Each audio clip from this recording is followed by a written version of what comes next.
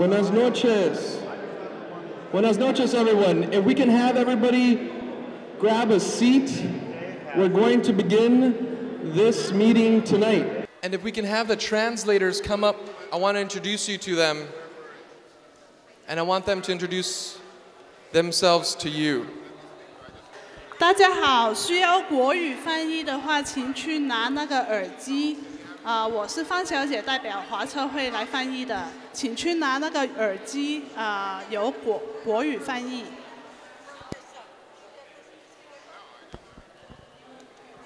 Buenas noches, me llamo Jessie, yo voy a ser la traductora esta noche para los que quieren para traducir inglés a español. Si necesitan traducción, si por favor pueden ir atrás y le puedo dar una máquina para traducción. Y también en unos segundos voy a pedir si pueden levantar la mano si me escuchan. Yes. Levantan la mano para ver si me escuchan, para ver si funciona el aparato. Bueno, gracias. So again, buenas noches. We're going to get started now. And I'm going to ask everyone to please take a seat. Please take a seat. If you're having a conversation, let's cut it, because the reason we came here tonight, and as you all walked in, you saw a sign that said Zumba. So we're going to start our Zumba session right now.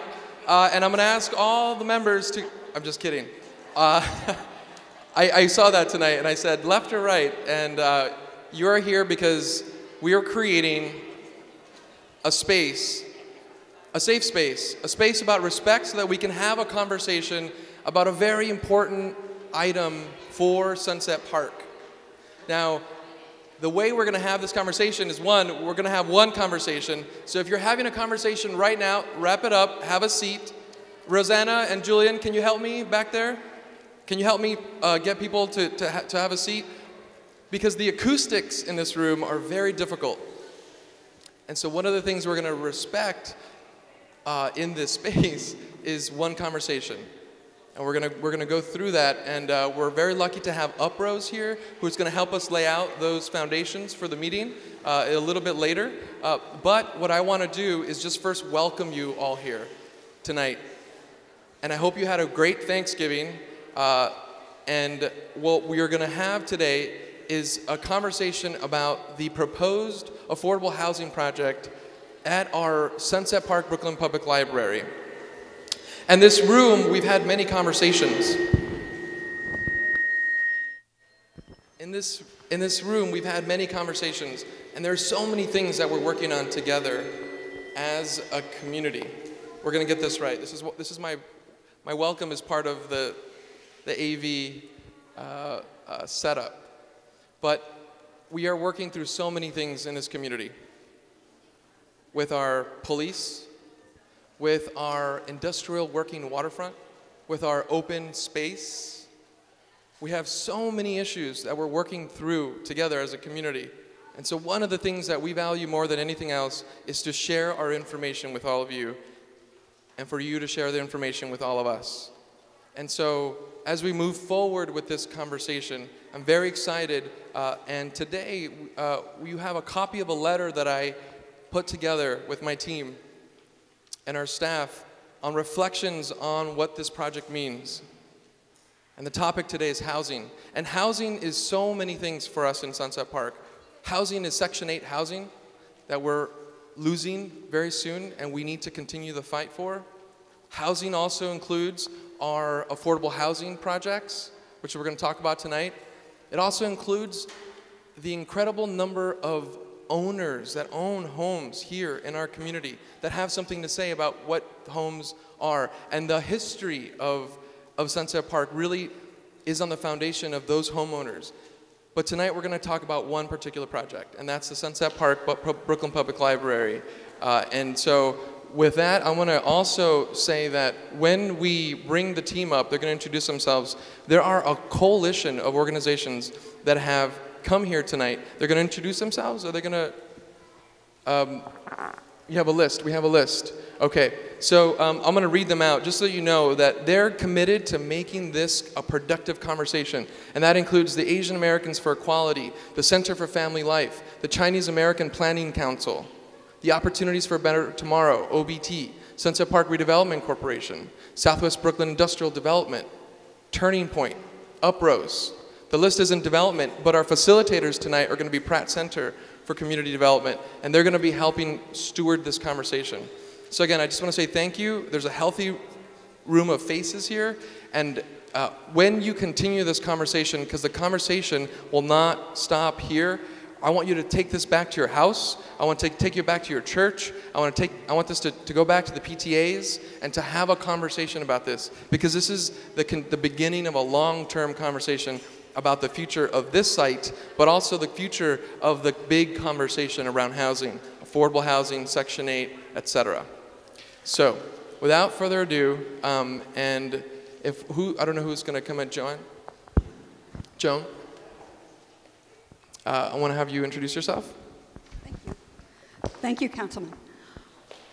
My name is Joan Byron. I work at the Pratt Center for Community Development, and I will be just the facilitator moderator tonight. So a couple of basic housekeeping things. Because we're being translated into 2 languages besides English, try to speak as slowly as I'm speaking now when you get up to the mic, because you need to give the translators time to translate what you're saying and make sense out of it. So we're all going to discipline ourselves to do that. Not so easy. There will be some specific ground rules and guiding principles, overarching principles for having a respectful discussion. Those will be presented by Ryan Chavez from Uprose, and then when we get to the Q&A, there's going to be some specific traffic rules that I'll come back with. So thank you. Ryan? And as Ryan comes up, if you can come up, what I also wanted to say is that this conversation is a lot about housing, but really this is a combination, and what we're doing here is solving 2 critical issues. With our Brooklyn Public Library, one of the heaviest utilized libraries in the entire system, you have spoken for some time now. Recently it manifested in petitions. There's a lot of push for more space, and we're going to see tonight what that space is going to look like. And as we continue with this community conversation and dialogue, you already have been instrumental in shaping this project, and so I just want to thank all of you for that. But the project today is both affordable housing and the library itself, and I'm going to hand it over to Ryan. Thank you, and good evening, everybody. Again, my name is Ryan Chavez, and I'm here on behalf of Uprose. I just wanted to take a minute to introduce to everybody 6 simple principles that most of you should have found on your seat, and if you did not, there are additional copies on the table in the back of the room. And these are 6 principles that we at Uprose apply to all of the work that we do.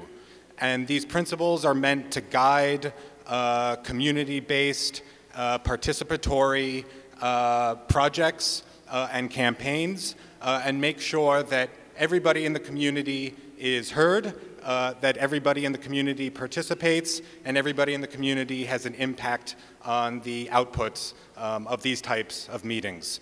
And I would just emphasize that these principles, these 6 simple principles, have in the past made the impossible possible. This past year, Uprose was one of the central main groups that helped to coordinate and organize the People's Climate March, which in September brought 400,000, upwards of 400,000 people into the streets of Manhattan. And we had groups from we had religious groups, scientific groups, labor groups, environmental justice groups, indigenous groups, large environmental groups, all working together. These are groups that have never worked together before, all working together towards a common cause. And it required that a lot of people sort of abide by certain principles. So I just want to take a minute to review these. Number 1, be inclusive. What we're really looking for here is making sure that everybody has a fair shot to make their voice heard. That you take a minute to check how long you're speaking, to step back when necessary, and those folks who might not be speaking to step up. So to step back and step up. Number 2, bottom-up organizing. We feel that it's very important that those folks who are most impacted by a lot of the issues that we're going to be hearing and talking about tonight, from affordability to a lack of resources, that these folks that are most impacted are the first to make their voices heard. Number 3, let people speak for themselves. It's important that everybody be allowed to speak in their own words. Number 4, work together in solidarity and mutuality.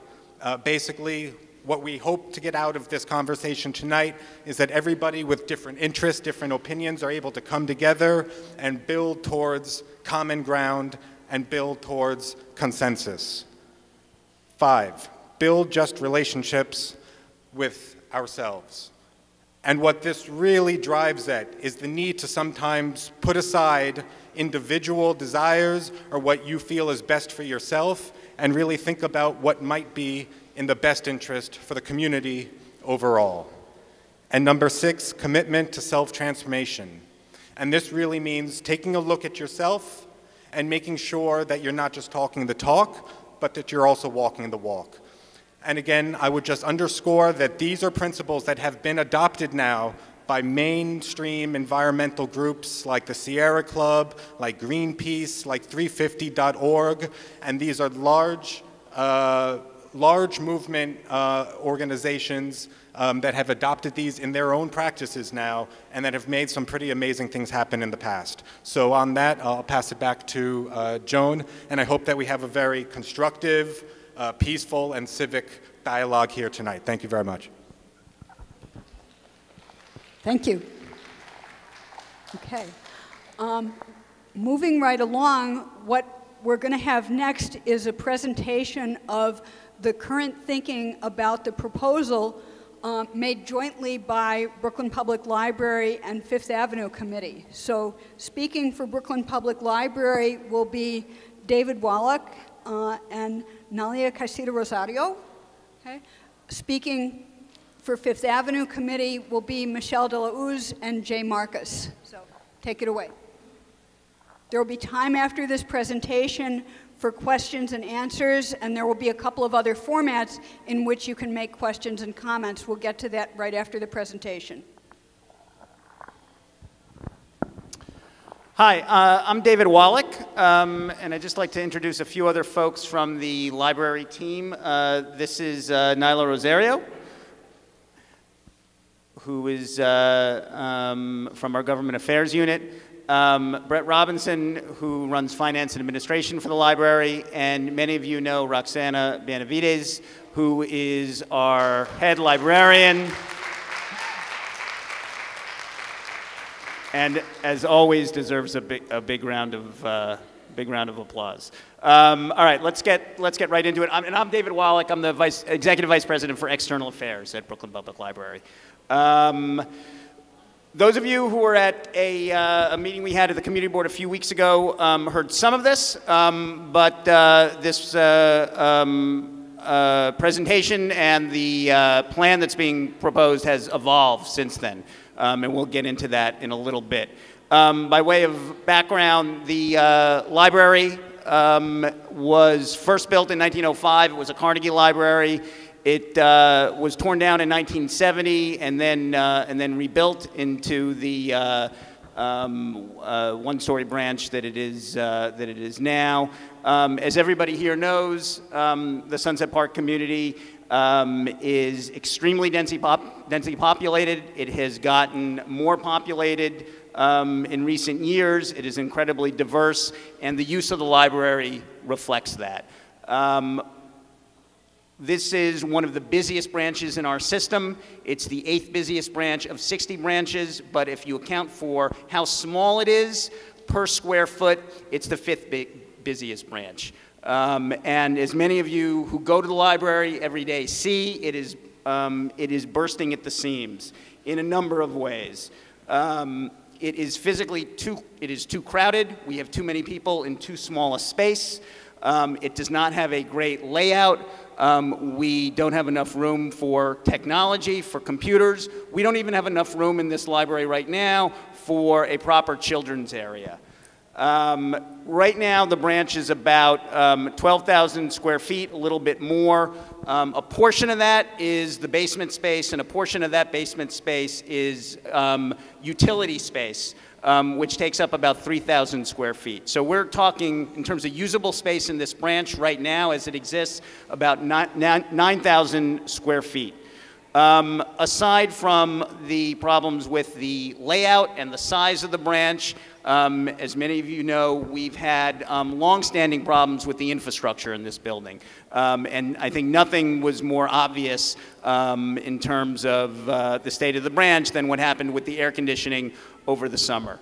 The HVAC needs to be repaired, the boiler needs to be repaired, the roof needs to be repaired.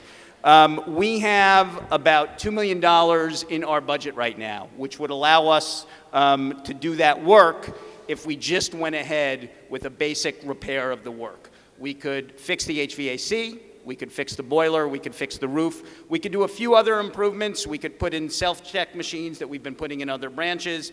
The layout on the first floor would improve a little bit, but with $2 million, that's about what we could get. And the fundamental challenge for us is we have 60 branches. We have a total of about $300 million worth of capital needs in all those branches. And the reason that that number has gotten so bad is that for years we've been underfunded. And frankly, we continue to be underfunded. Over the past few years, we've averaged about $15 million in capital funding from the city. That's from the administration, from the city council, from the borough president. This past year, we did a little bit better. We got $18 million. And frankly, a big part of that was the council, under the leadership of a number of council members, including Councilmember Menchaca, got us a much larger share from the Brooklyn delegation than we had received in previous years. That was very helpful. We've also been getting some money from the state. Assemblyman Ortiz has been very helpful for us, working with the Assembly delegation and also having gotten some money for this branch over the years. But at the end of the day, $15 million, $20 million for all of our branches in capital funding is not enough. And that's the fundamental problem that we have. We have air conditioners that have broken down not only here, but in other branches throughout the system. We have roofs that are leaking throughout the system. And we have branches that, like Sunset Park, are too small. But at the end of the day, there is probably no greater opportunity among our branches than what we have with Sunset Park. It is so centrally located, the demand is so high, we want to try to find a way to make it better and make it bigger. Before I move on, I just want to turn it over to Roxana, and you don't need to give her another round of applause, although you're welcome to. I just want to let Roxana talk a little bit about the state of the branch from her vantage point, which I think is closer than any of ours. Buenas noches. As already David had mentioned before, for those who have been coming to the library every day, every week, you know that the space is inadequate at this time. We have a large number of participants who come and patrons who come to our doors every single day of the week. Saturday, including, is one of our heaviest in terms of attendance.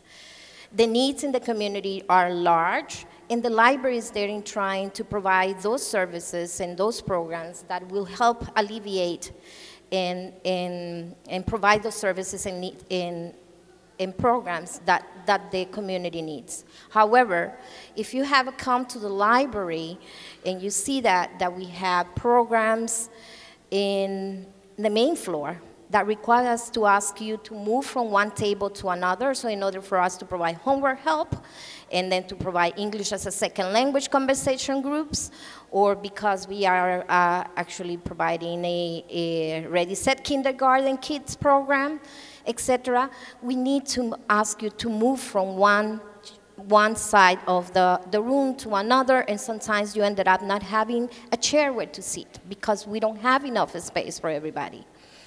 We have programs that are coming, and we are limiting the number of participants due to the size of the rooms. We have a room downstairs that is small and probably adequate only for about 60 people. For those who attend a program, and if you were at the last meeting, the Community Board 7 meeting, there were 150 people.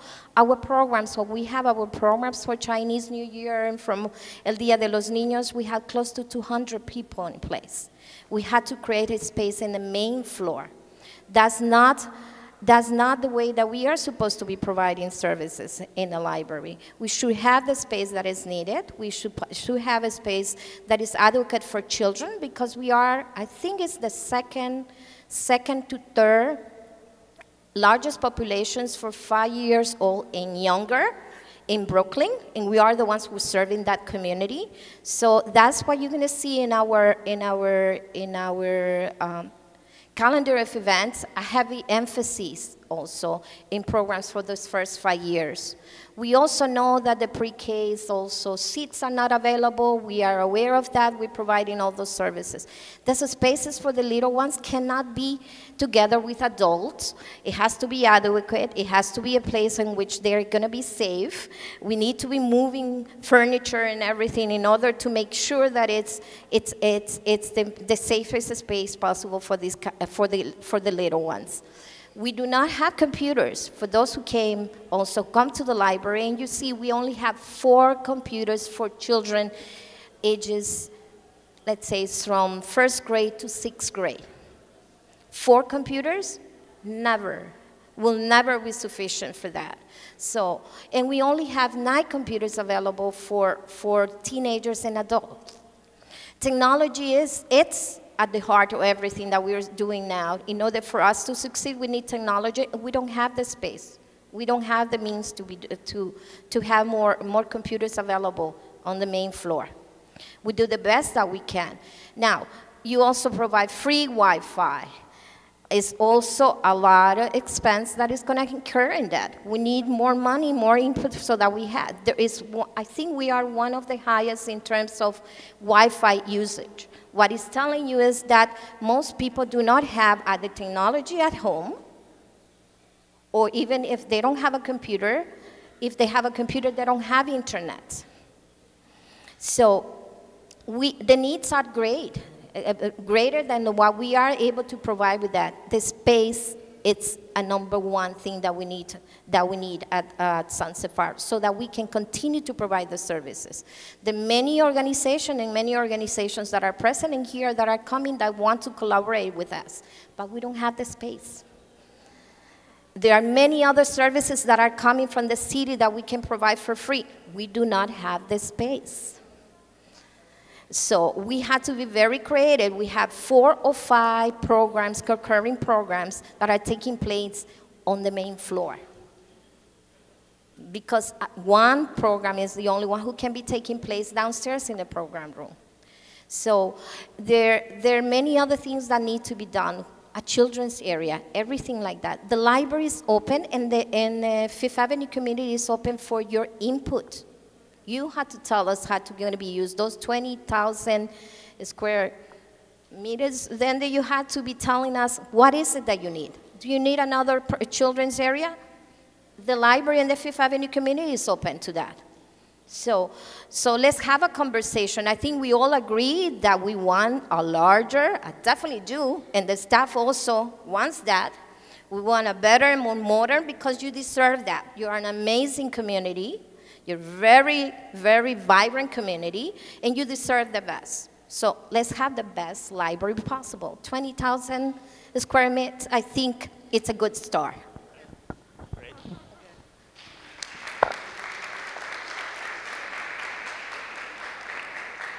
Great. Thank you, Roxana. So the question is, how do we get there? And a lot of folks have asked, well, do you need a project like this? Can't you just build a new library at this location that's 20,000 square feet, that's brand new, that's state of the art? We could. That would cost about $20 million, and that's funding that we don't have. Could we build on top of the existing library? That's probably going to cost less, but it wouldn't necessarily provide as good a library in terms of what's there right now. And if we were to just build a second floor on the existing branch, we would end up with less usable space than we're proposing under this scenario because of that utility space that's in the basement. As part of the proposal we're going to get into, the utility space for the entire building will feed both the building and the library, and that's not counted in the 20,000 square feet that Roxana was referencing, and that we'll get into. So the question is, how can we, in a financially viable way, get you a bigger and a better library? So we've been working with the Department of Housing Preservation and Development and the Fifth Avenue Committee to try to get in an answer that will do just that. As I mentioned, we spoke at the community board meeting a month ago. In response to feedback that we got at that meeting and over the past few weeks, we've gone back to the drawing board and tried to come up with a solution that would provide for a bigger library than what we had initially proposed. So when we spoke a month ago, the plan at that point, the proposal was for a 17,000 square foot library that would be on the first floor and on the basement, and essentially would widen to the current lot line of the property. And what we're proposing now is to do that, but to also take a portion of the second floor in the new building. So the proposal in a nutshell is to build a brand new 20,000 square foot plus library in the same location in the basement, on the first floor, and a portion of the second floor. And as Michelle will describe, there'll be 49 units, I think, plus a supers unit on top. And she'll go into that in a little more detail. As part of this proposal, FAC would purchase the land, build a mixed-use building, and construct a 20,000 square foot plus core and shell for the library. So this is basically what the library is getting out of this partnership. We would have the core and shell of our brand new library essentially paid for through the sale, and that's what reduces the cost to us. We would then, in turn, spend what we estimate to be about $10 million for a 20,000 square foot library. It would have been about $8 million for the 17,000 square foot library. Now that's a lot of money, but it's far less than we would need to pay if we were building a brand new library. As I mentioned in the beginning, we have about $2 million in hand now. That means we have about $8 million that we would have to identify to make this work. What we've been discussing is if the Brooklyn Heights project goes through, which we're optimistic it will, that we'll be able to pull a portion of the revenue from the sale of that property and put it into this project. Now that is not set in stone yet. That has to go through what's called the ULURP land use approval process. It will have to get approved, among other folks, by the city council, but we're optimistic that it will get approved. If not, we would have to find another source of funding, which we have not yet identified. So this project has a long way to go. We are in the beginning here. This is a proposal. There are funding streams involved that are not yet set in stone. But it was important to begin this dialogue now.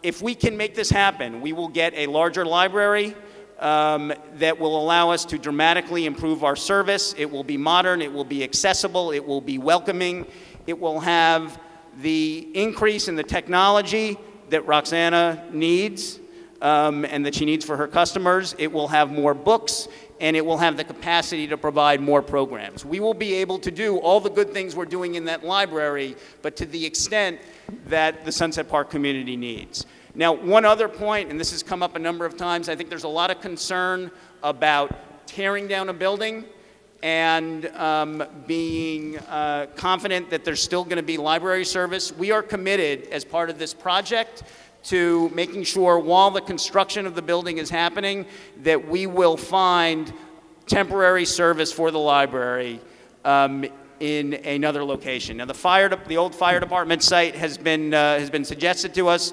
We've begun reaching out to the fire department and to the administration. We'll see if that's something that can be worked out. The fire department is currently using it, not for fire services, but for other needs, storage. We will try to see if that space we can get access to. And if not there, we're going to have to find something else, because this community has to have library service during the construction, and we're committed to that. If we go to the next slide. And as I mentioned before, we're going to have to pay about $10 million in total to do the fit out of the branch. So at the end of the day, we get the core and shell of a library as part of the project. We have to pay for the fit out. And now I'm going to turn it over to Michelle De La Hoz from Fifth Avenue Committee, who will talk about the affordable housing. Hola, ¿cómo están? Muchas gracias por venir. I'm Michelle De La Hoz. I'm the Executive Director of the Fifth Avenue Committee, and I just want to thank everybody very, very much for coming out tonight on a rainy night on the Monday after Thanksgiving. I hope everybody is digested from Thursday. But before I kind of go into some of the details about the affordable housing component for the project, I also want to invite up Jay Marcus, who's Fifth Avenue Committee's Director of Housing Development, who's worked very hard on this proposal. And just tell you a little bit about who Fifth Avenue Committee is. I know many people in the room know who Fifth Avenue Committee is, but Fifth Avenue Committee is a 36-year-old nonprofit comprehensive community development corporation whose mission is to advance economic and social justice.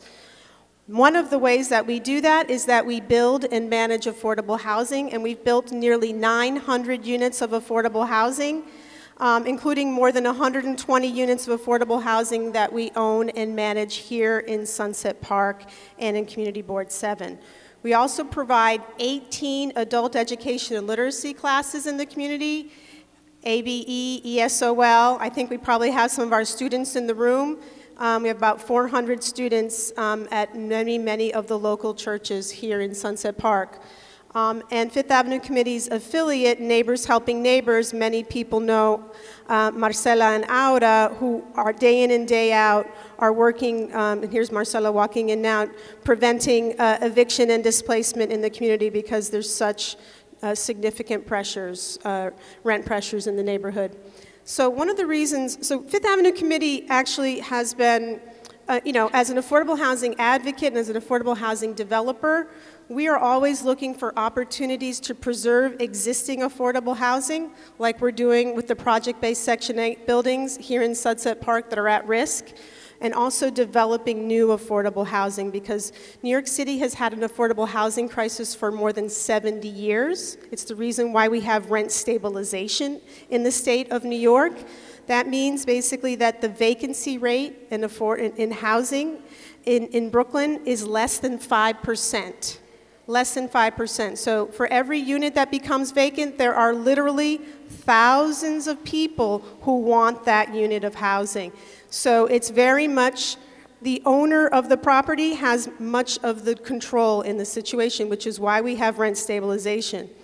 So every opportunity that we get, we know that we need to build more affordable housing, and there's such desperate need for that.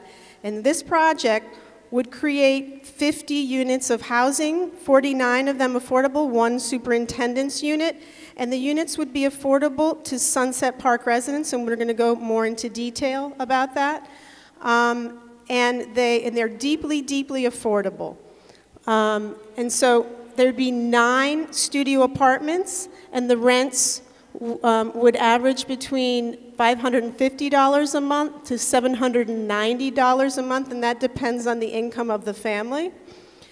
We have 12 one-bedroom apartments from $575 to $850 per month, 9 two-bedroom apartments from $700 to $1,025 per month, and 9 three-bedroom units from $825 to a little over $1,100 per month. And then we have 10 units that are slightly higher rents. I went online just late last week to find out what the cheapest market rate one-bedroom apartment in Sunset Park was, and I found one just a couple blocks away from where the library is for about $1,600 a month. That was the cheapest I was able to find. So then, go ahead and thank you, Christine, thanks. So just so you know, we're going to make all of this available on our website as well, and people are going to be able to download it.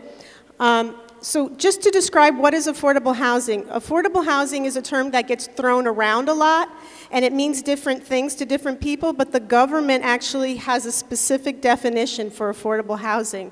And that means that a family doesn't pay more than 30% of their gross income towards rent, okay? Because if you pay more than 30% of your income towards rent, then you are considered rent burdened. And many, many communities, including Sunset Park, the majority of people in that community pay more than 30% of their income towards rent. And Sunset Park is a community where nearly half of the people in the community are rent burdened. So one of the things that's important to know about, and I'm giving you a little bit of Affordable Housing 101 here because it's so important to truly understand that the housing that's being proposed is deeply affordable to residents in Sunset Park. Fifth Avenue Committee has been doing this a long time. We've been advocating for truly affordable housing for a long time. And so we're not here to give anybody a snow job and use the word affordable and then come in and have the unit stop be affordable to Sunset Park residents. That's not who we are. So something called median family income or area median income, and that literally means it's not the average income in the neighborhood, it's what is the income of the family in the middle. Half the families are above that, half the families are below that. So this is very important because this is what government uses. This is something that's set by the federal government, by the U.S. Department of Housing and Urban Development, and it determines how affordable housing works throughout all parts of the United States. So in New York City, the area median income for a family of four in 2013 was $85,900. That's a lot of money. In Brooklyn's median income at that same year was $49,000, almost half of what the area median income was. In Sunset Park, this is the distribution of income in Sunset Park. As you can see, the vast majority of residents in Sunset Park, more than 50%, are below $40,000 a year. So even though median income for the 5 boroughs plus Westchester County is $85,900, that's considered 100% of area median income, and Brooklyn's area median income is considered $49,000, Sunset Park's is very different. Sunset Park is really $60,000 and well below. Actually, it's $40,000 and less. So for the project that we have here, as you can see, we have the different area median income categories. You can see how they're distributed in this project based on what the incomes are in Sunset Park. So no one making over $100,000 will be eligible to apply for this project. They can go on the open market and get housing, market rate housing. In this project, and a lot of things that happens in an affordable house, these units will be available through a lottery that is overseen by the City of New York. And what happens in a lot of these lotteries is they have units at 60% of area median income or 80% of area median income, and that's it. You hear about those projects, those 80-20 projects that happen in other neighborhoods? This is not this project.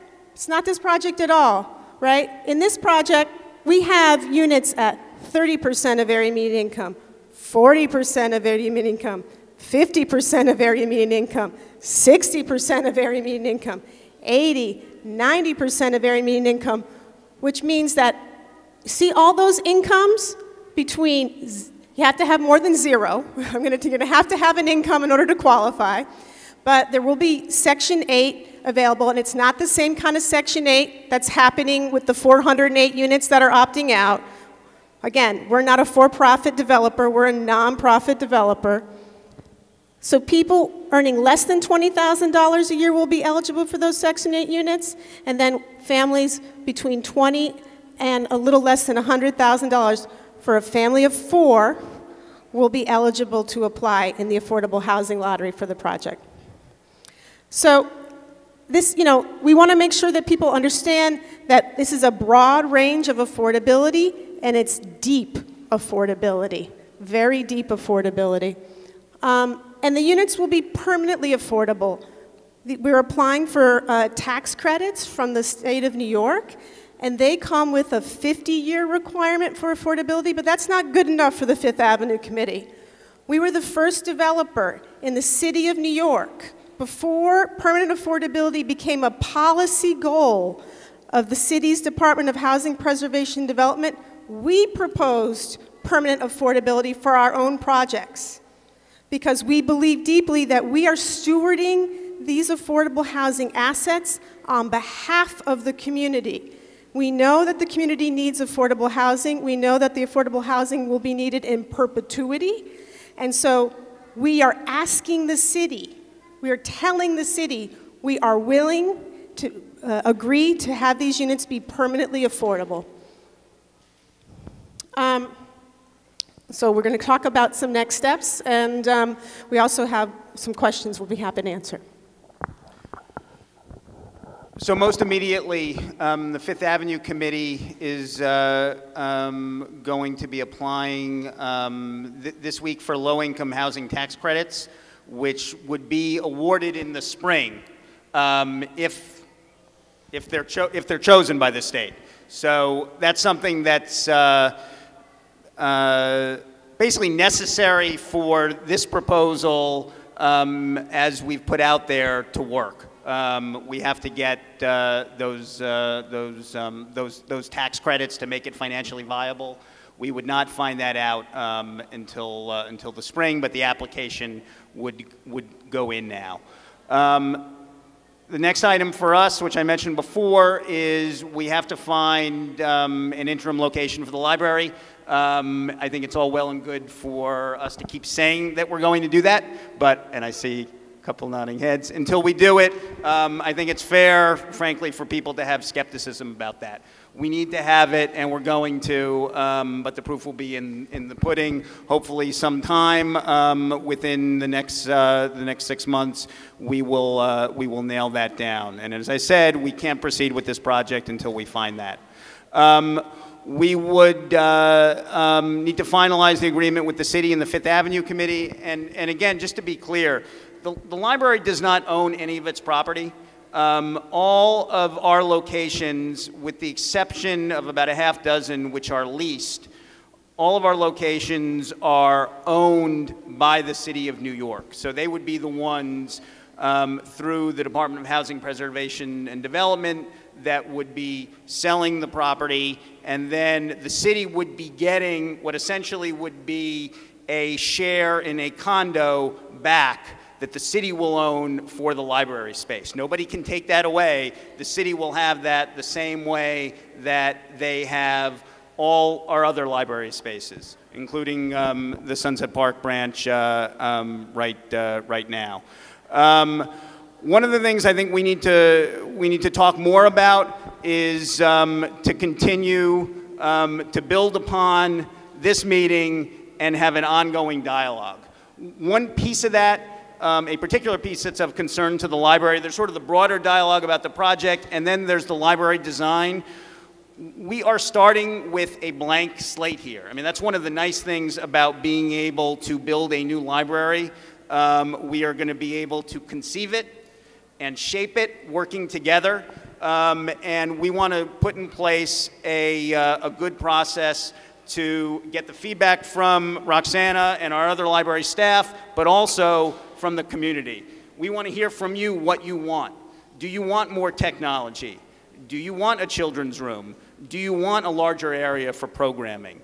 And that's a dialogue that I think is critical to this project working. And again, it's a great opportunity. It's not an opportunity that we have in most of our locations. And then again, that dialogue about the library design is part of, I think, a larger dialogue that we, frankly, we still really need to work through what that process is going to be. It's great to have meetings like this, but I think we're going to have something that is more defined for ongoing community participation. We want to hear from the elected officials. We want to hear from all of you. That's a process we still need to work through. And on that note, Joan, should I turn it back to you?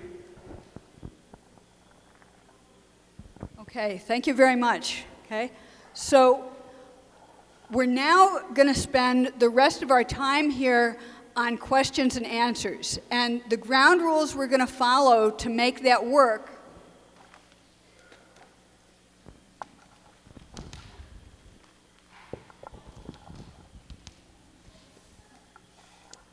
are right here. Most important thing, one person speak at a time. We have a microphone here, and not yet, but in a moment, we're going to ask people who have questions to line up at the mic. I'm not sure how we avoid, mayhem and getting to be the first person at the mic, but I think based on mutual respect, we can do that. Sit down till I'm finished with this, please. Okay? We will have a 2-minute limit. You can ask anything you want. You can say anything you want. We would ask you to start by introducing yourself. You have 2 minutes.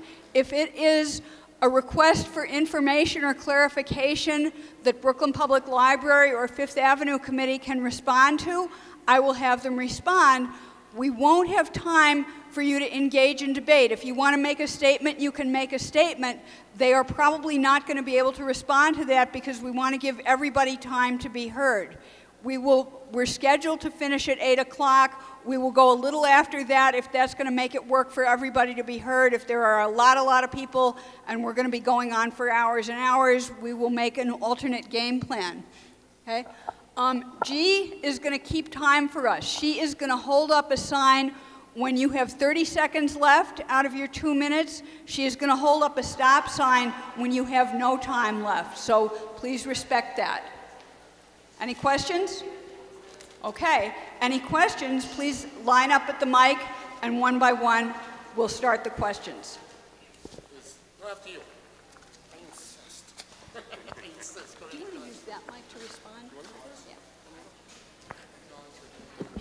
And we are joined by several other elected officials here, representatives from Assemblyman Ortiz's office, Jesse Hamilton himself, Senator-elect, and Dan from Nydia Velasquez's office, and then Josh from the Comptroller's office is here as well. Our amazing district leaders here, Maritza, and I think that's it now, but let's move forward.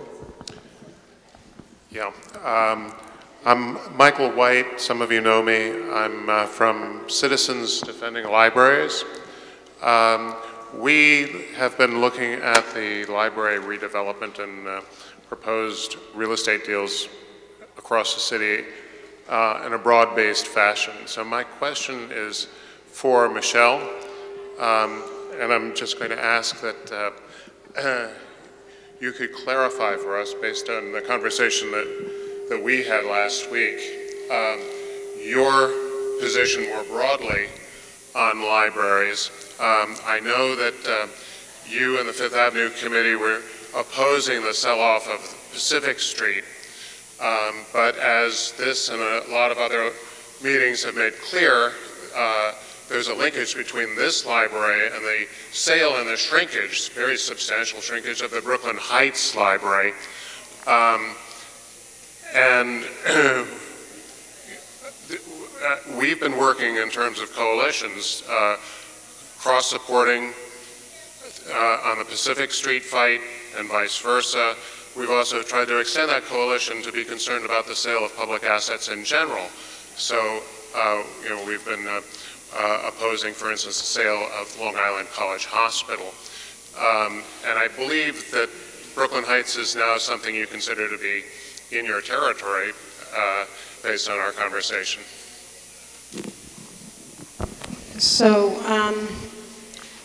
many people probably know Michael. Michael is a longtime advocate on a number of fights here in the city, including bringing to the attention the fact that we have a number of public assets that really need to be prioritized from the government's perspective. It's true that Fifth Avenue Committee joined with the Save the Libraries Coalition specifically to try to preserve the first Carnegie Library in Brooklyn, the branch at Pacific and 4th Avenue. And, you know, as it relates specifically to the Sunset Park project, we very much, thank you. We very much believe it's a win-win situation because from our perspective, the public assets are actually increased. The square footage for the library is increased, and the public asset of the affordable housing, which will be permanently affordable, is provided to a community that's in need of that. You know, Fifth Avenue Committee doesn't have a position on the sale of the Brooklyn Heights Library. I know that there's a concern about the sales proceeds from that particular project possibly going to the Sunset Park Library. I would just say that what we have here is a model proposal to increase desperately needed public library space, modernize, and provide new public library space while also providing deeply affordable and truly affordable housing to the Sunset Park community.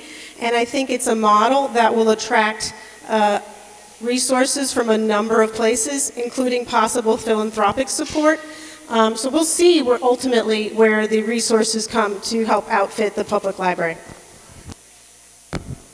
Thank you. And I should have said earlier, if you don't want to step up to the mic, but you have a question, we've got paper and pens in the back. You can write your questions down. Everything will be recorded on video. All the written questions and comments will also be put on FACT's website. So, sorry. May I speak to, I'd rather speak to the crowd than to the board. May I bring the mic over here? No, you may not. Okay, then I'll turn around. How's that? Thank you all for allowing me to express myself. I did prepare a statement. Please bear with me. I am very, very nervous speaking in public, and I want to thank this lady with the beautiful silver hair for lending me her reading glasses. Now, some of you know me and know where I stand on the side of fairness for the common good. Did you all know that in biblical times, neighbors would turn against neighbors in order to not have to pay taxes to Caesar, the government? Now, with concern to the proposal set forth by the New York Public Library in Brooklyn and the Fifth Avenue Committee, and supported by our elected officials, I asked my beloved Sunset Park community, are 54 units, apartments going to solve our problems? Absolutely not. Some of us believe that this is already a done deal. Have any of you ever seen Let's Make a Deal? They ask you to wait around and dress like a crazy person and ask for a deal. Well, now I'm told I got 30 seconds, so I'm going to make it cut to the chase. We don't need this. The last time we met, the community member, esteemed member, said that he lambasted the Fifth Avenue Committee for being ill-prepared. At this point tonight, we hear that they don't even have a temporary librarian set in place. Now, do we all have such short memories that we don't remember what happens when you rush into things? I think, and they brought it up, the young council member brought it up earlier, that we need, our elected officials need to really concentrate their energies on supporting not this project, but expanding and preserving Section 8. Respectfully, your time is up. Thank you very much. And thank you.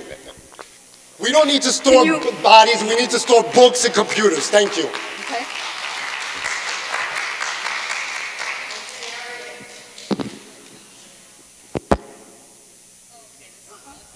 Okay, technical difficulty.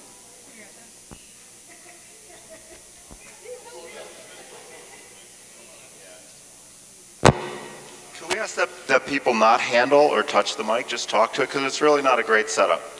Thanks very much. Okay, thank you.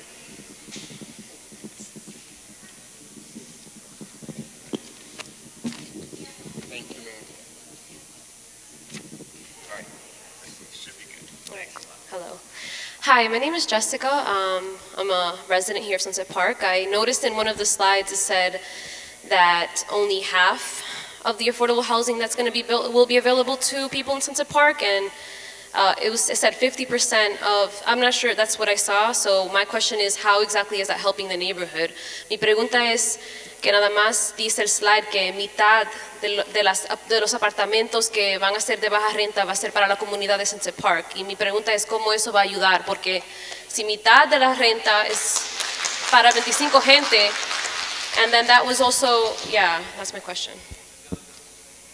So let me answer that. So the affordable housing will be available through a lottery, and New York City has preferences for lotteries, and there is a 50% community board preference minimum, okay?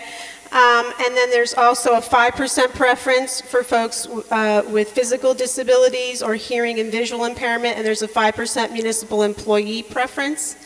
And these are all minimums, and Fifth Avenue Committee approaches all these lotteries with the local preferences as a minimum. And we do everything in our power to try to ensure that local residents actually take advantage of the lottery and are qualified for the lottery. Just 2-3 weeks ago, we did a lottery preparation session in Community Board 2 in downtown Brooklyn. More than 1,000 people came to that lottery preparation session, and we're offering, for instance, one-on-one financial counseling for people to help prepare for lotteries, because while it's true that 50 units of affordable housing will not solve Sunset Park's affordable housing crisis, you have to start somewhere. And to give you a sense, we just recently did a lottery for 8 units of housing, some in Sunset Park, some in Park Slope, and some in Boerum Hill. 8 units. Guess how many people applied? 30,000 people. 30,000 people. How many new units of affordable housing are being built in Sunset Park right now? 0. 0. Right? So that means no one living in Community Board 7 in Sunset Park and Windsor Terrace is getting preference. No one is. So if we don't build any new units of affordable housing in Sunset Park, all of those people that are coming into the Fifth Avenue Committee office, that are coming into Neighbors Helping Neighbors office, who are faced with displacement pressures, will have no options. So at least it's a start. Okay. Hello, my name is Paul Ray, 59th Street resident, and I'm a school teacher, and before I came I tapped the brain of my friend who was a librarian who renovated an antiquated school system library, and she said what she would look for, aside from the obvious increase in physical space, is addressing the fact that you have to have accessibility to information and ideas to as many people as possible at once. So the question is, how much of the plan is going to address expanding the digital inventory? Because she told me she just decided to check a Queens library for a certain book, and the waiting list for that physical book was 700 people. So. Yeah, look, that's a great question. As I said before, right now we have a vision for having a larger, improved space, but how we use that space depends on the dialogue that we need to have. So there's no question we're going to have more, right? The question is, what are we going to have more of? As Roxana said before, we have 13 computers right now in the branch. For a branch with this many people coming through every day, that's nowhere near enough.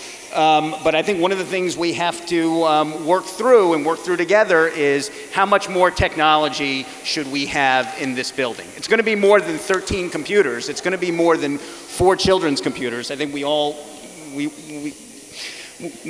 know that, or we think we know that. I shouldn't, maybe I shouldn't speak too quickly about that. But the question is, starting to figure out how much of that we want. We want more books on the shelves. How much space should there be devoted to that?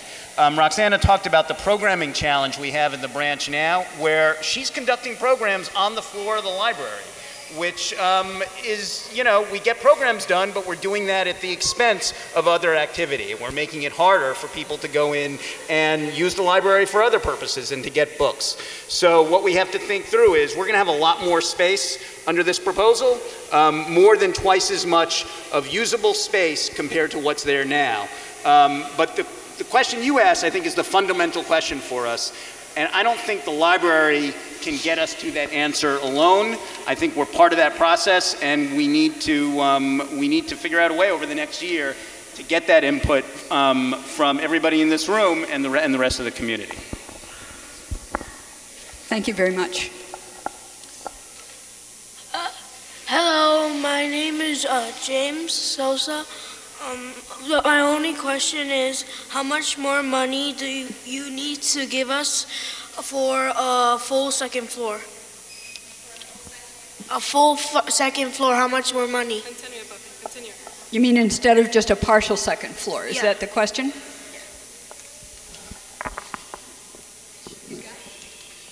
Yeah, it's a good question, and it's something we've been looking into. So.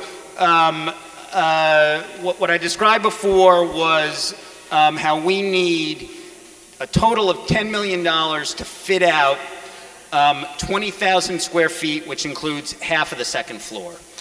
To get to a full second floor as part of this project, that would take us to about 24,000 square feet, and we estimate we would need another $2 million for the fit out.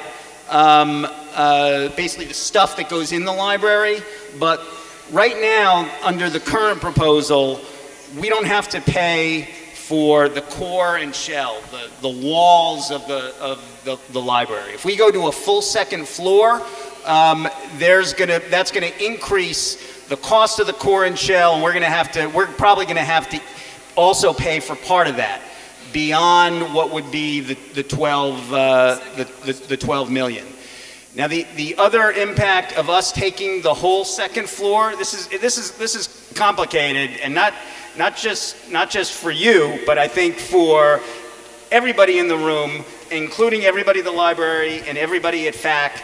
There's a lot of different pieces of this, and it's confusing. And if we need to repeat things, I'm happy to do that, because this is a really important question, and a lot of people have asked it. The other impact of the library taking the whole second floor beyond the financial impact to us is that it would require the building to become taller. If we took the whole second floor and didn't make the building taller, there wouldn't be enough affordable units in the building to make it financially doable.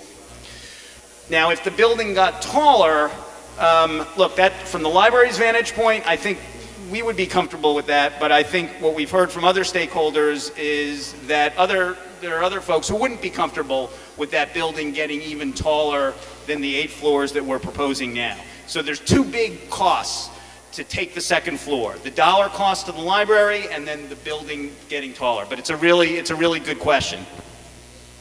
It's a great question, and I just want to say that, you know, at the community board land use meeting that happened on the 3rd of November, you might recall that the proposal has evolved based on community input already, and that is that it was the library was going from 12,000 something square feet to 17,000 square feet with about 55 units of affordable housing, and now the proposal is to make a larger than 20,000 square foot library, but we drop the number of affordable units.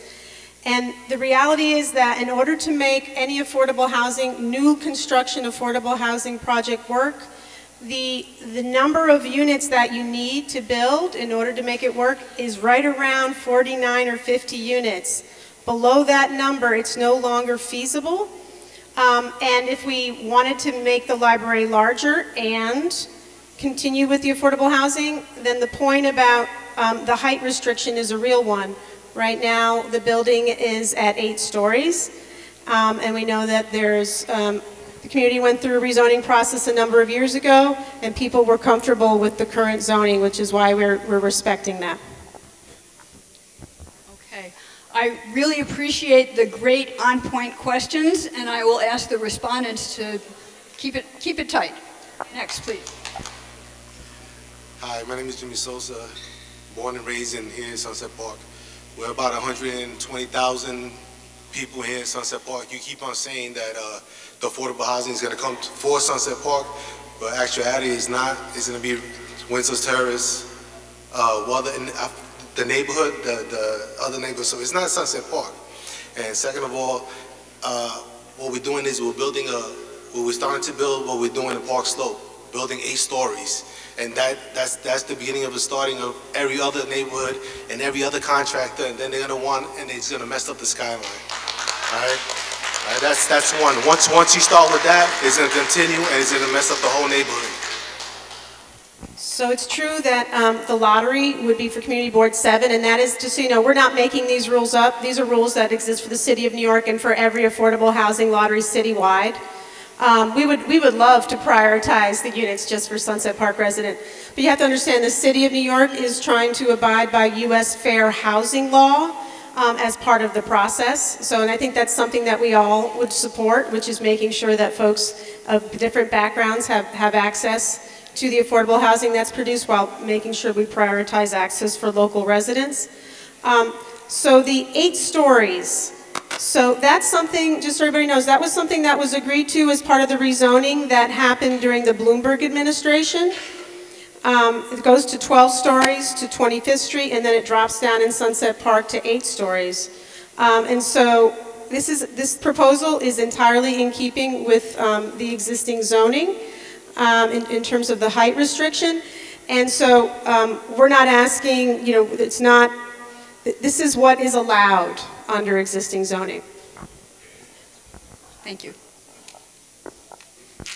Hi, my name is Lenny Cheng from the Chinese American Planning Council, Brooklyn branch, and on behalf of them, I want to say we're really happy to be part of a project that houses both books and building and people.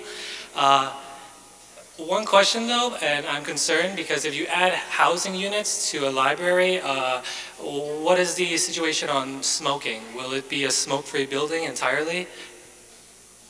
Ooh. We haven't gotten to that point in the discussion yet. We welcome the discussion. I know that a number of other Fifth Avenue Committee properties, we have a couple that are smoke-free, and it's something we work with the residents on. Okay, very, very good question. We will make sure to record that. Okay, this microphone is specially set up not to work for people of any height. We appreciate your patience. But easy, don't touch, don't pull it out, don't pull it out.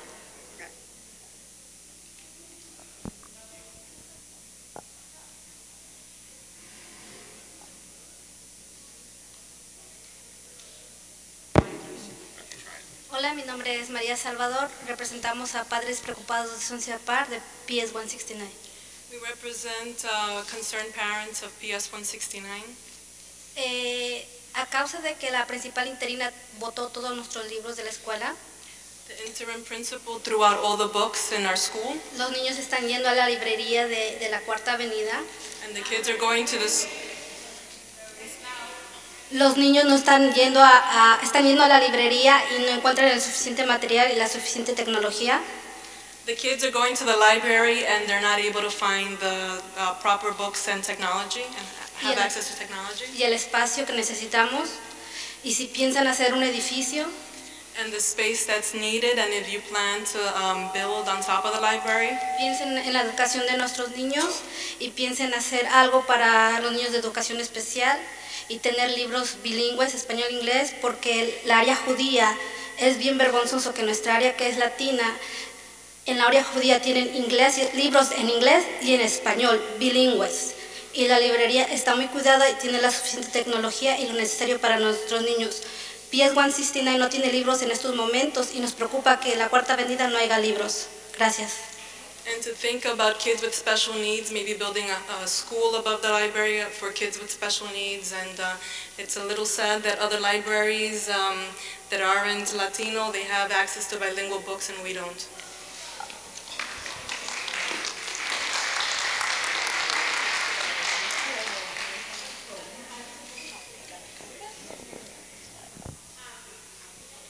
Muchas gracias por la información, ante de todo. Thank you very much for the information. So, a couple things, and I don't think actually it's in the FAQ, but I know that it's in Councilmember Menchaca's letter. This particular site is actually unfortunately not large enough to build a school on. The School Construction Authority requires that a site be at least 20,000 square feet in order to build, and this particular site is 10,000 square feet. So that's one of the reasons why it's not appropriate to build a school. On the point about having bilingual resources in the public library, please, we're going to make sure we have those ideas, Spanish, Mandarin, Arabic. I know this is a multilingual community. We need lots of resources in multiple languages.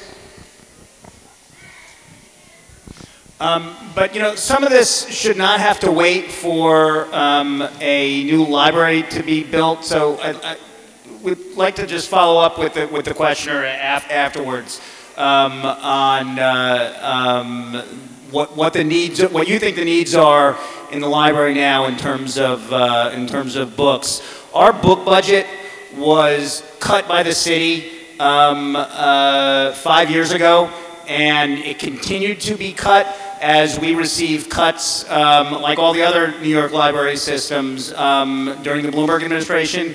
Last year we got a small budget increase for the first time. We're optimistic we'll get more. Our book budget has gone back up a bit.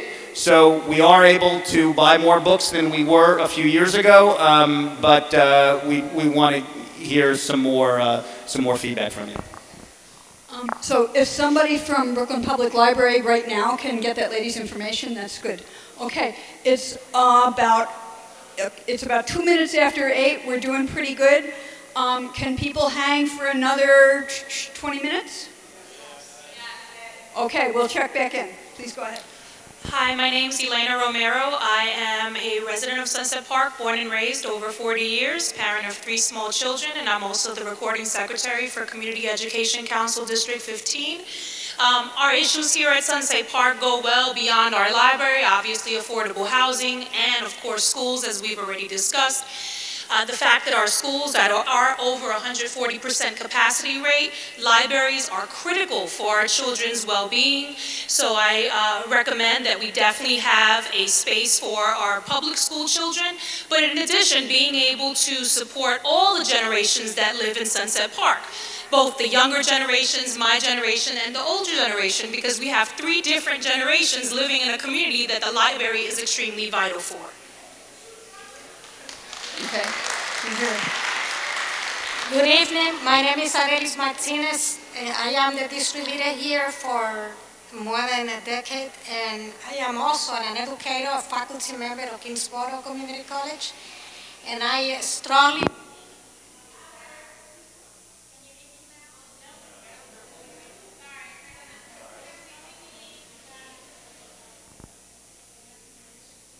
It would help if there were fewer side conversations while the person is speaking. Just saying. As an educator, that anything that can bring assets and better services to our people, to our community, definitely I agree with that. And a library should be the place, the first place for a community to be looking for these services. We're talking about children. And I agree that our library needs to be renovated. I agree that we need to bring more better services to our community because we are growing as a community. But as a district leader, I have a lot of issues with bringing together and construct affordable housing on top of the library. Not because I'm against it, it's because since I had the proposal on my email, so I started looking for research and talking to constituents about how they feel about it. They didn't fare, and I promised them that I will do more research because I really believe that we really need a housing, that affordable housing is always good, but we need to see it and give you the proposal. I'm very happy that we have people that are concerned about housing, and I would be more than happy to have more information. Thank you. Okay. Thank you. Hello. My name is Ramon Acevedo. I've lived in Sunset Park for more than 50 years, since I was 8 years old. I live on 51st Street, the block of the library. We've always defended that library, and that's why we're here. We're going to continue to defend that library. I want to show you this picture here. This picture is what they did in Middle Village, Queens. Can you see where the library is? The library is in the basement. You cannot tell that this is a library. So the usage of this library has dropped down because people don't even know that it exists anymore. Okay? We have to ensure that this never happens here. Okay? All right. Now, the library is a resource center that we use for overcrowding of all of our schools. The library should be independent, have its own identity, and not be subjected to nobody, okay? Education is the right of everybody. Us poor people cannot get anywhere unless we get educated, okay? And we need to maintain the library free. That was fast, huh? That was fast, okay? All right, now, my last thing is, with all due respect, isn't this a conflict of interest that you sit on the planning board of the city and then you're going to hand over this building to your own agency? That's what I would like to know. So the city's Department of Housing Preservation and Development, which I am not an employee of, is absolutely involved in this proposal. And Fifth Avenue Committee has been working with HPD for a long time. It is true that if this project moves forward, it will go through the Uniform Land Use and Review Procedure process, ULURP. And it is true that that process starts at the community board, goes to the borough president, goes to the city planning commission, goes to the city council, and then ultimately to the mayor. And it is also true that I sit on the city planning commission.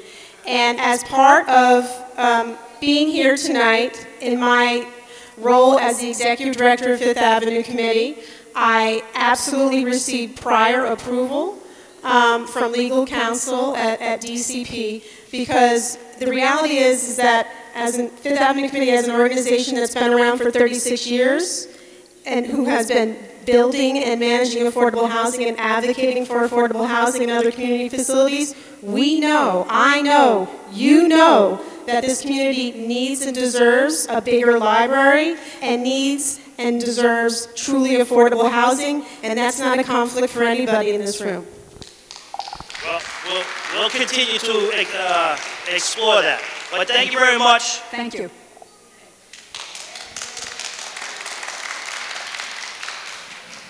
Buenas tardes a todos, mi nombre es Gabriela Rodríguez, vivo en Sunset Park en la 5720 de la Cuarta Avenida y también pertenezco a un grupo de ayuda de la comunidad, y lo que voy a decir es más que una sugerencia.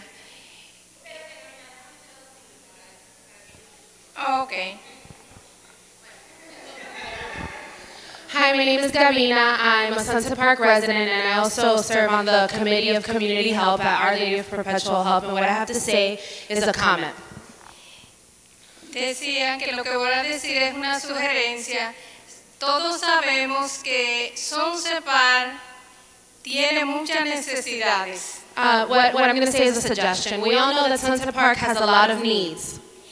Los niños necesitan más espacio, claro que sí, necesitan más espacio y estamos conscientes, pero también las personas necesitan viviendas asequibles.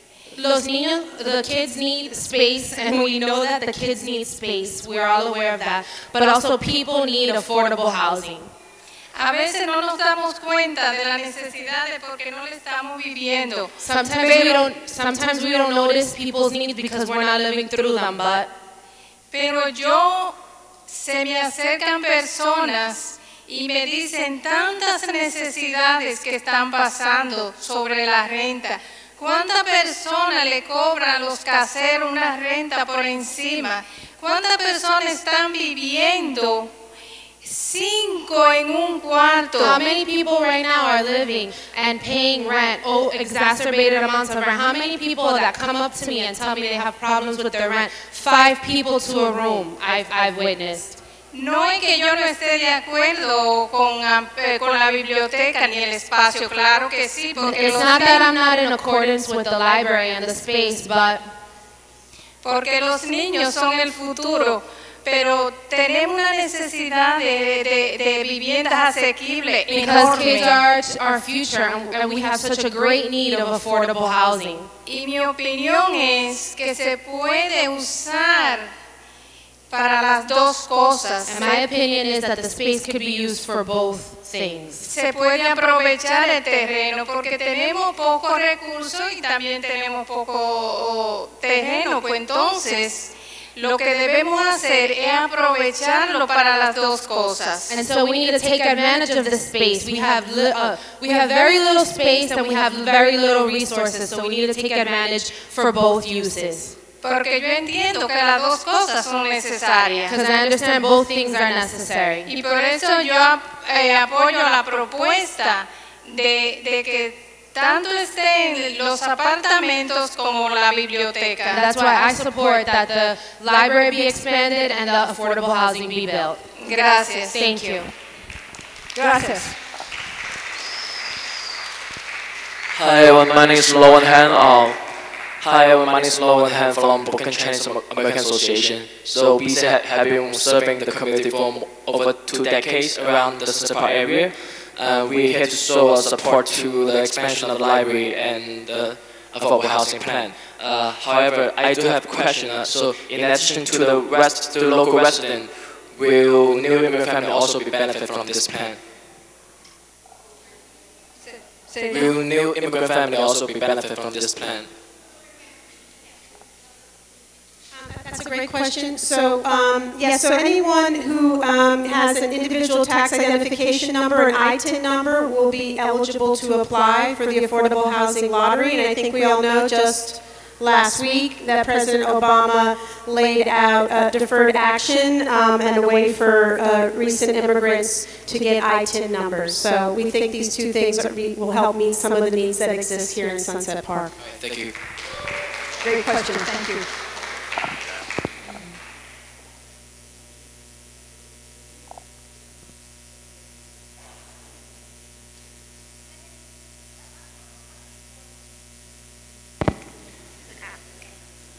Hi, my name is Caitlin, and I'm here to represent all the kids in my neighborhood. I think that the library should be built because I don't want to go too far out of my neighborhood because I've done that before and it's not fun. And I think that the library should have more computers and a lot more space and books on my level to read. And they should have classes for deaf and blind and maybe fun classes for me. And that they should have books that blind people can't read, so they should have pop-out books so they could read. And I think that would be fun. And I think that's why the library should be built, because I just found out that they're gonna have a community room that you could have meetings and parties, and I thought that would be cool, and I could have my own party at my building, and my mom could afford housing.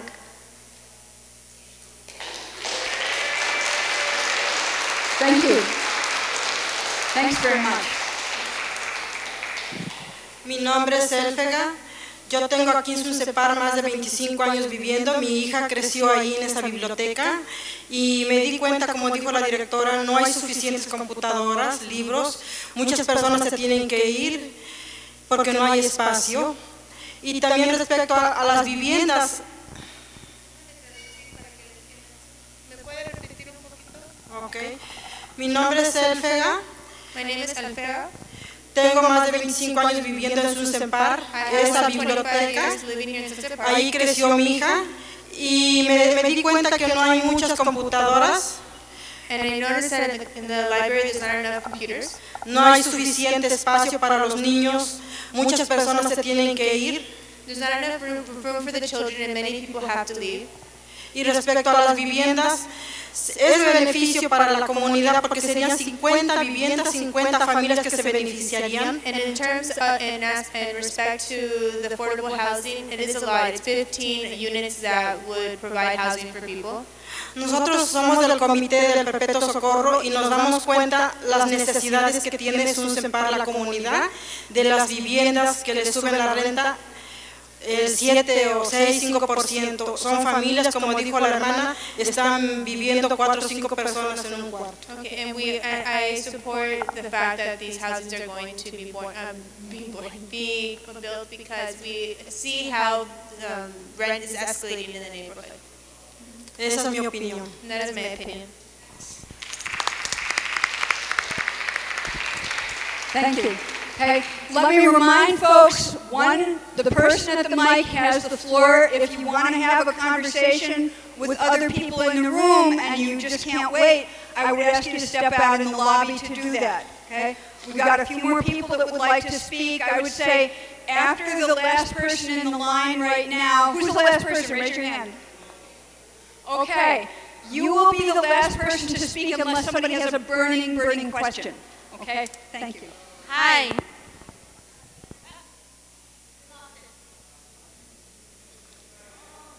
Where's our tech?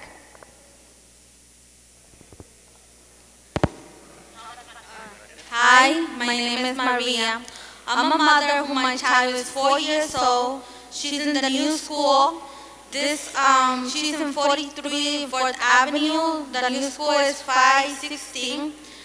They don't got no library. They're telling the parents we can support and bring books we can make a library in that school. They don't got no books. That's something that's really embarrassing for me because we are a big country. Many people throw a lot of books in the garbage, and this school, they need books for the little children. They are looking for books, and it's really, that day the teacher told me, I want to cry. Because it's really shiny that this new school not got no libraries, no books, nothing, so they can teach, the little children. And another question that I got, for the apartments, I understand that it has to be more big than the library because I always go to that library. And many times my kids, they want to play the computer, but they can't play the computer because it's too much kids right there. It's only 4 computers for more than 40 kids waiting for the computer. Thank you. Thanks.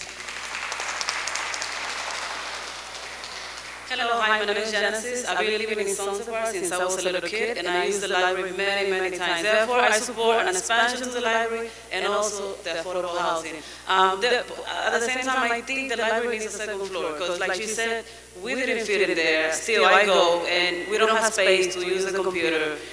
It's not enough, so I think we should get a second floor. Also, I don't understand why the majority of the units are to people with 60% whatever that AMI and 120%. When that's not the majority of the people. The majority of the people in Sunset Park are earning around 20,000. The median income is 40, but the majority of the people are earning around 20, including most of my family. So only 18 units for people earning 30% and 40%. 9 units for 30 and 9 units for 40. That's not fair at all. Why is not? I think it should be switched around. We'd love to make it more deeply affordable. The issue has to do with the access for affordable housing financing, and in general, even though a significant percentage of the population in the city of New York actually earns below what's considered 30% of area median income, there's actually no current source of financing that really gets to below 30% of area median income. The only way to get to that level that you're talking about, which I agree there's very much a need, is to have rental subsidy assistance. And that's why there are 8 units that are included in this project that have Section 8. And other families that have rental assistance. There are families who have Section 8, for instance, who currently can't find apartments because it's so challenging. And I can tell you that Fifth Avenue Committee welcomes families with rental assistance and Section 8 because we want to serve those families. Thank you. And thank you for that question. Okay, another challenge for our mic tech. This is the hero of the night here, folks. Steve. Thank you, Steve. Next up. Buenas noches. Yo vivo aquí. Buenas noches, mi nombre es Laura. Participo en diferentes actividades de la comunidad y yo vivo aquí como por 10 años, 10 a 12 años. Hello, my name is Laura, and I lived here more than 10 years and participated in the community. Bueno, mi opinión es acerca de la librería. Si nosotros con el proyecto tenemos la esperanza de tener una librería más amplia, aunque no es debido a un segundo piso, pero tenemos... In respect to the library, if what we want is a bigger library with a second floor, tenemos una esperanza para tener más equipada la librería y sin el proyecto no sabemos hasta cuándo nos va a presentar esta oportunidad para nuestros niños de la comunidad. What we need is more resources for the library for our children, and we don't know when that's going to happen. Sí, eso es lo que... Y gracias. Thank you. Gracias. Good night, my name is Claudia Galicia, and one of the things I want to say is I feel that this is a conversation for the whole community, and I think the Mexican community, it's a community that really needs affordable housing. We have families living in apartments, and a one-bedroom, and 2-3 families live there. So I ask everybody to consider that we should take this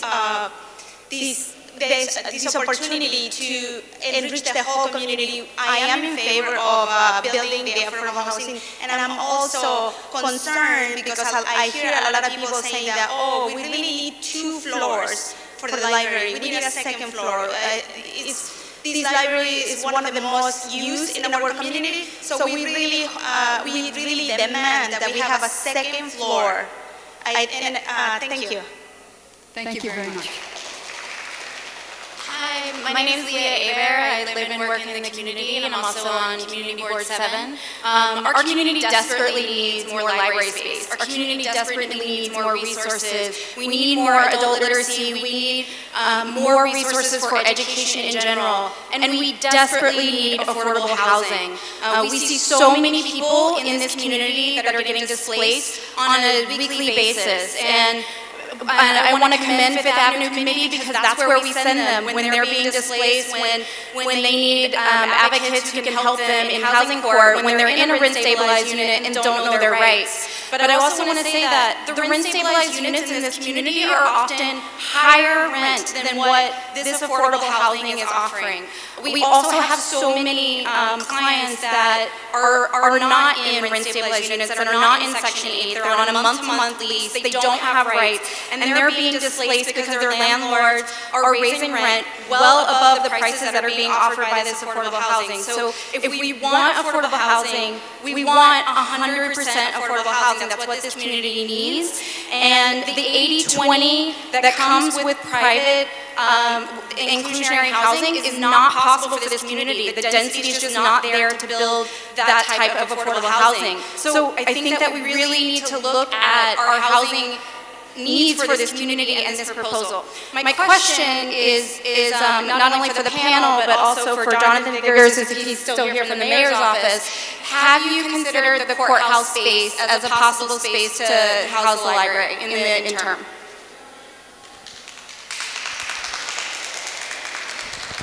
I know that location has been suggested. We have not looked into it yet, but we will. And do you want to just clarify the difference between this project and 80-20? Sure, just the quick clarification is 80-20 means 80% market rate, 20% affordable, and that 20% that's affordable is affordable to one income band. And the project here is 100% affordable, and it has more than 5 income bands. Thank you.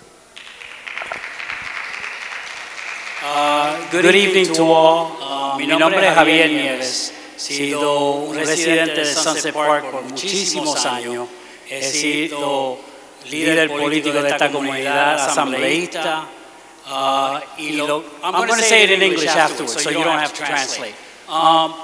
Y primeramente, muchas personas están muy equivocadas de lo que esto significa. Hay muchas más preguntas de lo que hay respuesta. Conozco a Michelle, es una persona honorable, creo que ha hecho un buen trabajo y espero que no haya perdido el camino en nuestra comunidad. Pratt Institute es mi alma mater, entiendo muy bien el trabajo que hace. Pero yo lo que quiero decir es que la gente está bien equivocada cuando se habla de affordable housing. Adquisible, apartamentos adquisibles. Primeramente, affordable no quiere decir de bajo costo, ¿ok? No quiere decir de que porque hay 5 personas viviendo en un apartamento pagando la renta, de que ellos van a cualificar para esos apartamentos. Segundo, de que esas personas que llenan esa aplicación tienen que entrar a una lotería donde escogen las personas. Y esa lotería es bien grande. Michelle de la USA acaba de decir anteriormente de que hizo una propuesta, un apartamento así, de creo cuánto, 8 habitaciones, y habían 30,000 personas que llenaron. ¿Usted cree que Sunset Park le van a tocar apartamentos en esta cuestión? No. Well, let me just say that in English so that you can understand what I'm saying. You get 2 minutes in Espanol, 2 minutes in English. And 2 minutes in English. Basic, so this way I took her job away. Okay. First of all, I know Michelle and the great work that she has done, and I hope that she hasn't lost her way in our community. And certainly, Pratt Institute, I'm glad it's here because it's my alma mater, and certainly they do an excellent job. But I am a community resident, a lifelong resident of this community. I was a former state assemblyman here. My background is in architecture, so I understand this project very well. And I can tell you that when people talk about affordable housing does not mean low-income housing.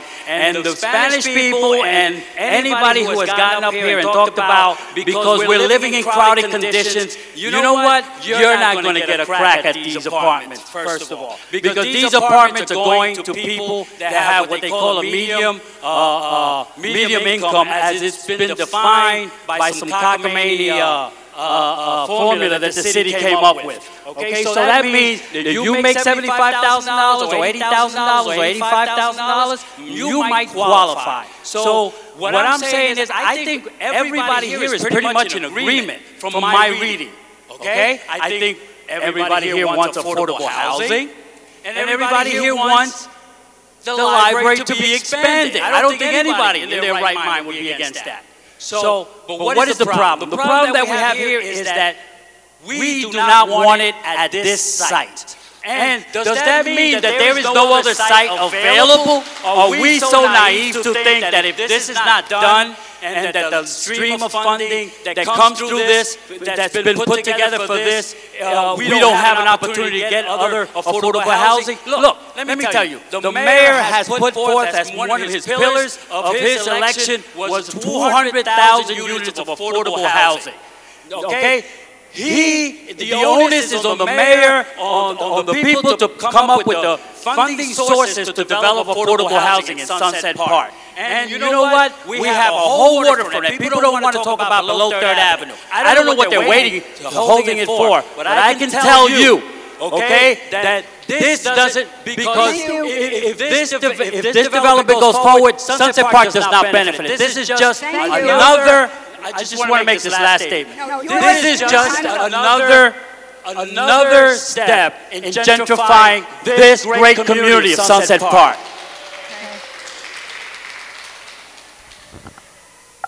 I'm just going to, I just want to point this out right here. Okay? These are the household incomes in Sunset Park. More than 25% of the folks in Sunset Park earn $20,000 or less.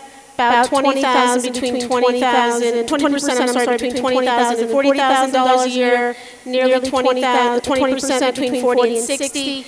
And so you see, those are the area median incomes, and the units of housing that are affordable in the proposed project are affordable to folks in those incomes. There is absolute overlap between the income levels in this community and the income levels that are proposed for this project.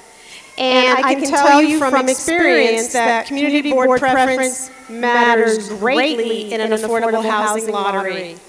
So you can be number 7,000 in the lottery, but if 6,999 people ahead of you were not in that local community board, they get looked over. Community board preference is the first thing you look for in an affordable housing lottery, along with the preference for the 5% disabled, along with the 5% municipal employee preference. Those preferences matter greatly. And Sunset Park has not had any newly constructed affordable housing in many years. So part of it is that this community hasn't had any recent experience with affordable housing lotteries. So it's important that people get the chance to actually apply. And as was said before, it's not going to solve the affordable housing crisis in Sunset Park. It's not going to solve the affordable housing crisis in the city of New York. But we're not going to solve it if we don't start building. Thank you. Okay. Next. Yes, good evening. I'm Maria Roca. I've been here since the 1960s. Left, came back, all that good stuff that many people here know. And I'm just going to make some, express some bullet points because otherwise we'd be here 2 days. I have said it before in public. I have great respect for Michelle de la Luz. I've known her for many, many years. And for Fifth Avenue Committee, for the library, for the mission of the library. And I think that we are sort of getting ahead of ourselves because who would be against a bigger library? Who would be against affordable housing? I don't think anyone here would be. But my concern is trying to correct the mistakes and the neglect of 30 years of bad guidance, bad political leadership, not only in Sunset Park, in CB7, in Brooklyn, when it came to affordable housing to certain parts of Brooklyn. And why? Because they didn't want any more poor people. They didn't want any more working poor people here. So whenever anyone went up with a plan, it was poo-poo. Because they were saving us to be the next Williamsburg. And I trust that I get to die before that ever happens, that I'm not alive to see it. And so the library, sure, that library should be a library, period, end. And if there's going to be something above it, because there is space there, we are in great need, and I mentioned this before, of early childhood education for children with learning challenges. We need to send out of this neighborhood hundreds and hundreds and hundreds of little ones on buses by themselves early in the morning to go get the care they need at the Lamb Institute. One place I would love to be above that library. We can do better than that. We need to see what money is coming into this neighborhood. We have had commercial activity in this neighborhood for the last 20 to 30 years. Unprecedented. You cannot walk down Fifth Avenue or 8th Avenue without being trampled by somebody because of the activity. Where is the money from all those taxes? Where is the money from all that real estate? Show me the money.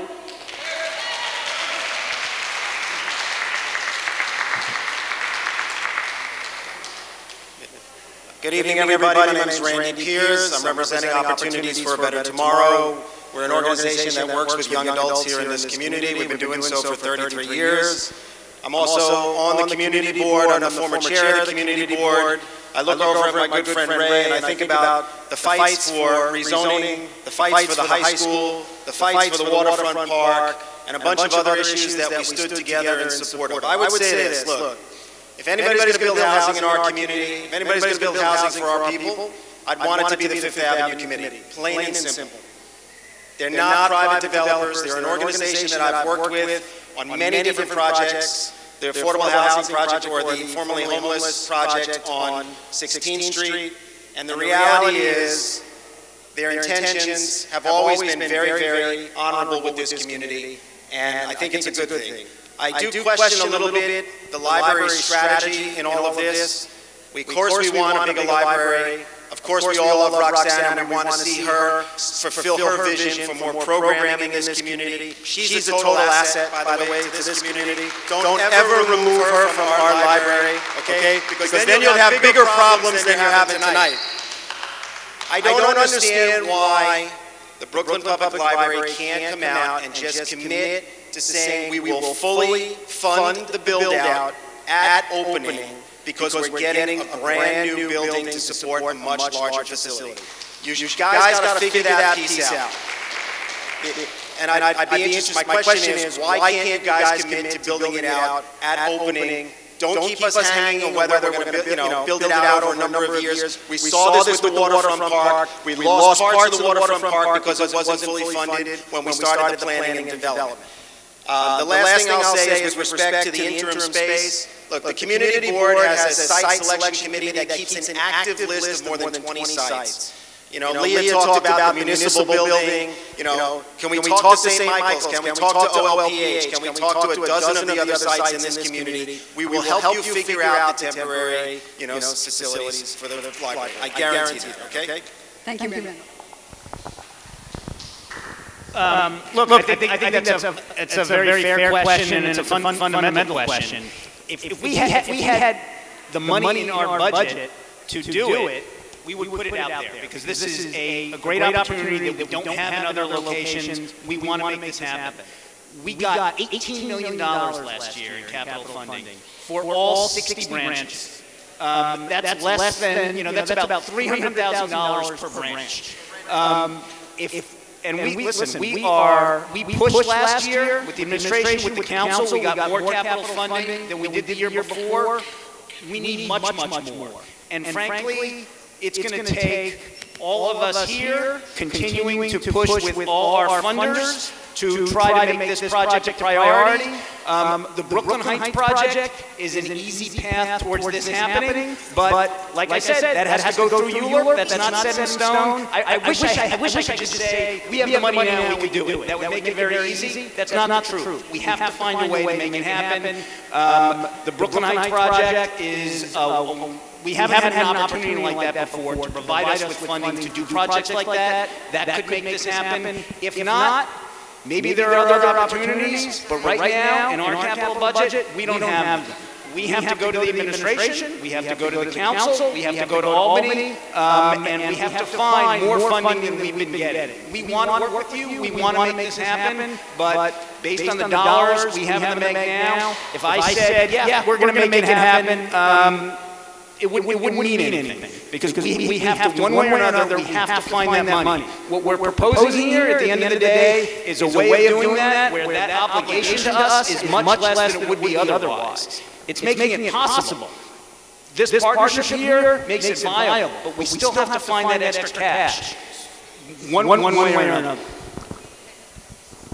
Thank you. Okay, fittingly, these young women are going to ask the last question, and then we'll take it back to the council member. Hi guys, my name is Giselle Torres. My school is P24. So I'm going to talk about that most of the people, they really had to put a lot of things. You know that some of the libraries, they don't have things, but I think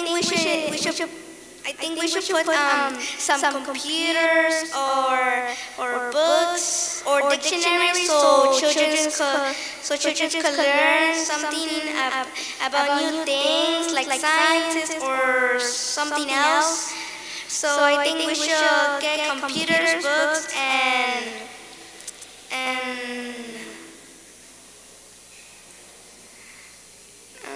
just that. Thank you. Where's Steve? My name is Carla, and my PS24. I'm going to talk about libraries. It's better that we should put like books, computers for people could study more about books, animals, and about more things about information. Thank you, Carl.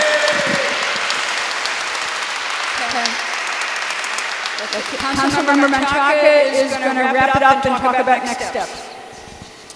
Again, thank you all for staying. I know some people came and left with their comments. I want to thank everyone who stayed to the end to listen to everybody's voice, what we heard today. And I'm just going to wrap it up because I know we want to get home tonight. I just want to thank everyone for speaking up. There are a lot of note-taking that happened tonight. And what we heard across the entire board is a search. We're all searching for so much that we need in this community. Not just in our libraries, not just in our affordable housing, but we heard about our schools that are overcrowded. We heard about the books that we need. We heard about the technology that we need, the adult literacy. All this is interconnected, and this one project is just one project out of a list of things that are coming to us in our community that we need to be a part of, which is why I thank you all. I need you to come back to this conversation. I want us all to get smarter and be educated about what is happening, and this is why I thank the coalition of organizations like the Fifth Avenue Committee and the BPL, but also all the other coalition organizations that supported tonight. So I want to thank AV Steve. Is that right, Steve? Thank you so much for AV. Thank you so much to all the community members that came out tonight. I want to thank my staff that put a lot of time and effort into supporting this as well. And so, again, we're searching for a lot of stuff here. We're confined by the rules like zoning. We're confined by dollars and cents that are part of this conversation. And so this is all part of what we need to understand. So thank you so much for the presentation and for all the work that we continue to do. Next steps, we're going to continue this conversation in smaller groups. And so we'll be in touch with you about how that's going to work. Thank you.